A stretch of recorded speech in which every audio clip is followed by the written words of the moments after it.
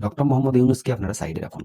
বাংলাদেশের রাজনীতিতে এখন যে জায়গায় আছে সেখানে অত্যন্ত মর্মান্তিক একটা মারাত্মক জায়গা। যেটা ঘটছে সেটা আমরা সবাই দেখতে পাচ্ছি। এইরকম পরিস্থিতিতে খালেদা জিয়ার মৃত্যু হয়তো বাংলাদেশকে আরো খারাপ জায়গায় পৌঁছে দিতে পারে।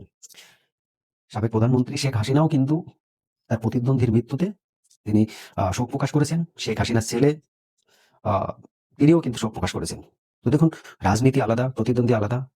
আর এই পৃথিবী ছেড়ে চলে যাওয়া একজন ব্যক্তির উপর ক্ষোভ প্রকাশ করা সেটা আলাদা। তাই যত বড়ই প্রতিদ্বন্দ্বী হোক না কেন, একজন মানুষ মারা যাওয়ার পরে তাকে কিন্তু সবাই তার নিজের মন থেকে শ্রদ্ধা, সম্মান অবশ্যই সেগুলো দেওয়ার চেষ্টা করে। আজকে যেটা হলো আমরা বাংলাদেশে দেখছি। আর এই পরিস্থিতিতে বাংলাদেশের রাজনৈতিক পরিকাঠামো কোন জায়গায় গিয়ে দাঁড়াবে এখন আগামী দিনে দেখার বিষয় সেটাই। কি হবে বিএনপির আগামী ভবিষ্যৎ? অনেকে ছিল খালেদা জিয়ার মুখ পানে চেয়ে হয়তো বিএনপি ধরে এখনো আঁকড়ে ধরে বসেছিল।